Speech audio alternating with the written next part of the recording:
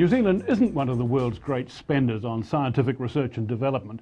This year, the government will invest around $774 million to fund science and innovation. That's less than 1% of its total spend. But these days, every dollar counts. So you sit up and take notice when a 3-year study by a team of researchers from the independent, privately funded McGuinness Institute produces a significant report that says over the last 20 years, the government has wrongly put its effort into the creation of a government-funded science system. Well, the team leader and the author of that report, Wendy McGuinness, joins us now. Wendy, welcome.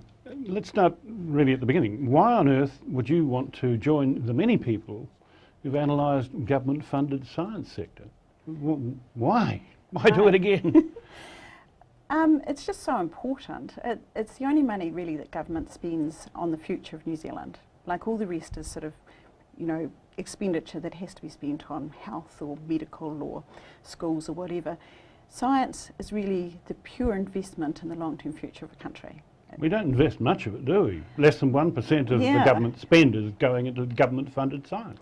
Yeah, so therefore the 1% is really important. In these times, it's really about frugal science. It's the ability to understand that we don't have very much of it. So therefore, whatever we use has to be well used. Our best understood that. Ernest Rutherford understood that, didn't he? Yes, absolutely. Absolutely. We haven't got any money, so we have to think. Yes. Okay, well, what is your conclusive evidence that says the government has been wrong in trying for 20 years to develop a dynamic and creative government-funded science sector? Yeah. What was wrong about that? And did they even know that was what they were doing? Well, it was an experiment, and so basically in 1992, it was an experiment. They decided, they decided to create Crown Research Institutes, and it was sort of a trend internationally. But New Zealand made, I think at that stage it was about 10, now reduced to 8, and the concept was that they were going to be a commercial arm. They were going to bridge this wonderful world between government-funded science and private sector, and this bridge was going to create a new New Zealand, and it was going to be an exciting commercial, arena or driver for the country. But the reality is it hasn't done that, and it hasn't done it for a lot of reasons. Basically, the science community is very different from the private sector community. They're two completely different worlds. And the concept was that they were trying to build the bridge from the government-funded science side of the river across to the private sector. But in reality, we would argue that they should have focused on the private sector and tried to build the bridge from the private sector to government-funded science. And the Crown Research Institutes were really set up to fail. They didn't have the culture to think commercially. The private sector couldn't actually understand why the scientists were so much interested in academic knowledge. So it was really a meeting of two worlds that never fully met. Well, we've blundered on for 20 years, and yet these institutes are audited, reviewed regularly, restructured, it seems, interminably. Yeah. I mean, how on earth could such a fundamental problem as that be missed? Yeah, well, as an accountant, I really understand it, because when an accountant audits, they audit against the purpose, to the performance. So one of the things is you need an incredibly well-defined purpose to be able to audit against it. And at the moment, or really for the last 20 years, that's been half the problem, is the strategic intent of that money, that 1% of that really important money, has actually not been well defined. And what's worrying me a great deal is at the moment there's some core funding, about just over 28% of this 1%, if you like, is actually being given to Crown Research Institutes. And really government has delegated the responsibility for that money to the Crown Research Institutes. Treasury seems to be pretty good at actually nailing things in accounting terms. I mean, I would have thought they would have asked a very fundamental question. We're spending $774 million. What's the return on that investment? Yeah. I mean, could you answer that question after 3 years' study? No, and I don't think they could either. Okay. And that's one of the problems. One of the things. Well, let me ask you another question along similar lines. Could you identify one major breakthrough in the last 20 years that's come out of a Crown Research Institute that constitutes a significant leap in our progress, as you put it in your report? Yeah. I think that there has been lots of little leaps, but a significant leap that everyone can applaud and acknowledge as creating a different era of performance, I think would be very difficult to identify. Okay, well, we've analysed the problem enough. What's the cure? I mean, it seems to me we've got a very big problem in one sense. We don't even know, we haven't even got an inventory of the resources that we're devoting to this scientific effort. We don't even know the existing plant, the existing range of qualified people that we have. One of the fundamental structure within the report is that we actually try and identify the difference between the purpose, the strategy and the execution. And what you're identifying is within the strategy there's actually, we think, 5 key enablers. And one of those is a structure. The other ones are the science, the infrastructure assets, the regulatory reform, framework, and others. So understanding that we actually need to look at all the enablers to make a system work. So in regard to your question, you're absolutely quite right. The infrastructure asset base, if you like, has not been managed. It's been identified as this issue, and then with the reform it basically went on ice. And I know through recent conversations that they're re-looking at it. But the problem is that, you shouldn't be looking at your enablers until you've defined your strategy. And if you can't define your strategic intent, how can you decide how to recalibrate your enablers? So the system's actually got to go back up the top, back up to cabinet and say, okay, what is the strategic What is the intent? point? Yeah.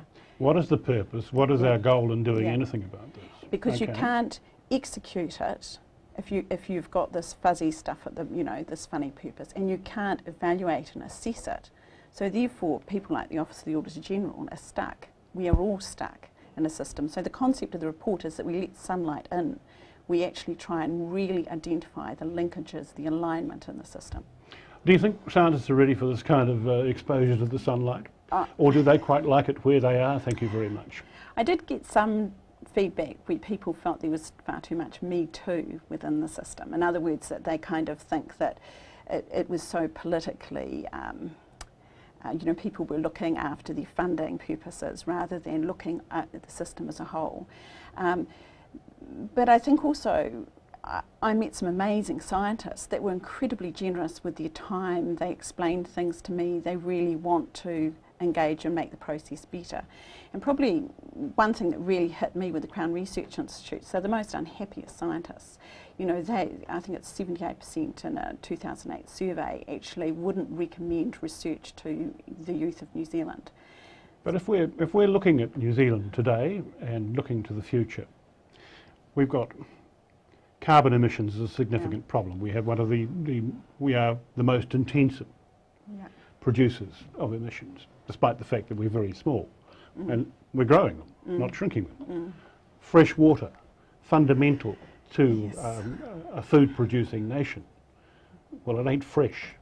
What are we going to do about it? These are big scientific challenges. Genetic modification is an issue which it seems it's almost impossible to discuss in a rational fashion at all. Yes. Does it surprise you that scientists actually are sheltering rather than exposing themselves to this sunlight? In fact, it's like a journey into the sun rather than a journey around the sun. Well, I suppose I would make a distinction between scientists and the managers of science. So I think scientists themselves, are people that are exploring, they're trying to understand. They're already in the frame that is perfect, if you like, for a government-funded science system. They're interested in solving problems. I think the science management is possibly the problem. I mean, with the Crown Research Institutes, we've got 60 board members sitting across there. I mean, what sort of interface, what sort of quality and responsibility, what sort of skills are they actually bringing to the management of science in New Zealand? Okay, so we actually need to define purposes. You mentioned that there are effectively, 6 strategic drivers that ought to be there. How did you define them? Well, I think the strategic intent actually comes down to 4 objectives. And the first one, which is that science should inform public policy. And interestingly, there was Professor Smith from University of Auckland in 1998, I think. He actually identified the fact that he reviewed all the cabinet papers and actually looked to see whether science had actually informed public policy, and basically found that it was a very poor result. It wasn't of the level that one would have expected. So those issues, for example, that you identified weren't being followed through. The evidence or the information wasn't being given to the decision maker cabinet to be able to make informed decisions. So one of the key strategic objectives should be around informing public policy. Science doesn't work to a 3-year election cycle. Absolutely, and so therefore can science actually fulfil that function anyway? It absolutely should. It absolutely should. It is, you know, this is a government-funded science system, and if it cannot deliver good public policy for the decision makers for the country, you know, what else is it there for? I think it's a really primary purpose. But there's 3 other ones that I think are important to put on the table. One is the one about health. So in other words, we need to improve the health and well-being in both physical and mental health, which is why that comment about the Health Research Council. Also the one about improving our financial stability as a nation. And that's not talking just about, you know, who gets the wealth, is a really important issue around there, and for how long, and jobs and those sort of issues are really important. And often when we talk about wealth, we talk about, you know, a figure sum for the country. Well, it's actually much more complex than that, and that it actually needs to be understood in terms of, you know, jobs, satisfaction, who's got the wealth. We identify 52% of the top 200 companies in New Zealand are actually not on the New Zealand Stock Exchange, and they're controlled by overseas countries. So if you can imagine, we have a situation where we need to make sure that business actually is a New Zealand business and engages in that science. So, so I've covered off the health, I've covered off the public policy, I've covered off the financial, and the fourth and last one, which goes back to climate change, those global problems, and the fact that if we can, you know, be seen as a, you know, supporter of dealing with global challenges, that's not only gives us benefits reputationally. So these 4. One of the things that I noticed in the report is that you've delivered manna from heaven. In one sense, you've said, okay, let's take all these 8 Crown Research Institutes and put them into 3 larger ones and then invent a 4th. Oh, I can see that really be appealing. We can cut out a lot of back office stuff there. Are you worried about the impact of that? No, I absolutely think it's the way to go. When you think about it, what we need to do, basically the Crown Research Task Force in 2010 came up with a view of taking the, they did 2 things that were fundamental. They basically put the Crown Research Institutes back under the umbrella of a government department.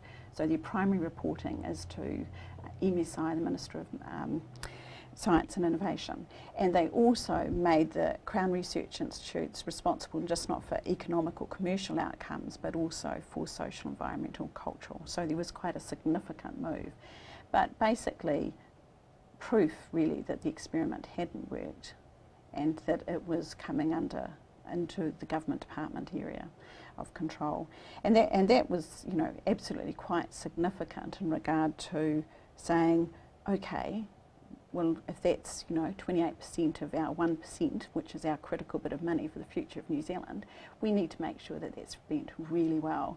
And what I would argue is that we need to then pull those Crown Research Institutes into more responsibility, that more public policy arena. And one of the fundamental bits of the report is that research and development actually should be seen as 2 separate businesses. Final question. Yep. Who funded your work? Oh, what scientific peer review took place, and what are the prospects that it will actually produce significant change? Oh. Well, the first... In a sentence. Yeah, or in a sentence. Very difficult. Key is both my husband and I, both are type A personalities, love business and have been very fortunate in our businesses. And so I'm spending the last part of my innings, if you like, putting it back, and that's what the McGuinness Institute's about.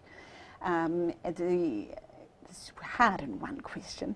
In response to your external reviewer comment, they're listed in the back of the report, but there was actually 2 stages of review over 3 years, And then there was lots of little pockets where I didn't feel comfortable with something and I wanted more information. And I used a lot of public policy, public servants, and which were wonderfully, they contributed enormously, and a lot of other people in the science and commercial industry. It was really interesting to get the company's perspective. All that work, where does it go? Well, I think it's quite a good synthesis of ideas. So if you wanted to understand all the ideas that are swimming around New Zealand science, I think I've covered a pretty good, herded them together, if you like, in the report. And my hope is, we're getting some nice feedback, and I'm very hopeful that the public will engage in this and actually say that science, it's important for the country, it's for the public good, let's put some sunlight on it. Wendy McGuinness, thank you. Thank you. Wendy McGuinness, Chief Executive of the McGuinness Institute. And that's all from the Beatson interview this week. Thanks for your company. See you next week. Go safely and bye for now.